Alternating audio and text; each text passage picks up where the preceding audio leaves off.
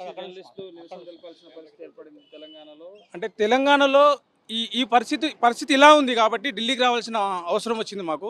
తెలంగాణలో ఎవరికి చెప్పాలో తెలియదు. అంటే ఒక ప్రభుత్వ అధినేతగా ఒక ముఖ్యమంత్రి స్థానంలో ఉన్న వ్యక్తి వాళ్ళ అనుచరులని వాళ్ళ సోదరులని మా మీద గుసిగొలిపి మా మీద దాడిలోకి తెగబడుతూ ఉంటే వాళ్ళు ఇంకెవరికి చెప్పుకోవాలో తెలియక మేము వారి అధిష్టానమైనటువంటి వాళ్ళు ఏ నిర్ణయం తీసుకోవాలనుకున్నా ఢిల్లీకి వచ్చే తీసుకుంటారు కదా. అందుకని వాళ్ళ అధిష్టానానికే మా బాధను, మా గోడుని, మా పరిస్థితిని, అంటే మేము బతికే పరిస్థితి లేదా ఎంబడబడి తరమడం, రక్తాలు వచ్చేలా కొట్టడం, ఇలాంటి పరిస్థితులను ఇక్కడ వాళ్ళ అధిష్టానానికి అర్థమయ్యేలా చెప్పడం కోసం మేము ఢిల్లీ వరకు వచ్చినాము.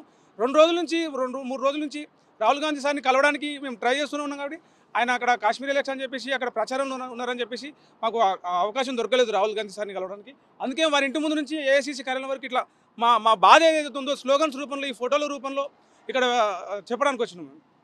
అంటే మీ అంతా ఒకే ఆర్గనైజేషనా? అంటే మేము ప్రస్తుతానికి ఇండిపెండెంట్ జర్నలిస్టులుగా వర్క్ చేస్తూ ఉన్నాము. అంటే మామూలుగా తెలంగాణలో చాలా మీడియా సంస్థలు ఉన్నప్పటికీ మా మీదనే ఎందుకు దాడులు చేస్తూ ఉన్నారంటే మాది పెద్ద సంస్థలు కాదు, ఇండిపెండెంట్గా ఒక్కొక్కరుగా వెళ్ళి న్యూస్ కవరేజ్ చేసుకుంటూ వస్తుంటాము. మా మీద ఏం చేసినాడు ఒక ఊరిలోనే మూసేయొచ్చి వీళ్ళని నిజం గ్రౌండ్ లెవెల్లో నిజం బయటకు తీసుకెళ్తున్నారు. వీళ్ళని ఇక్కడ అరికడితే పెద్ద వార్తా సంస్థల వరకు నిజం వెళ్ళదు అనే ఉద్దేశంతో మా మీద ఈ దాడులు అనేది మాకు చేస్తూ ఉన్నారని చెప్పేసి మాకు కొంచెం ఆందోళనకరంగా ఉంది పరిస్థితి.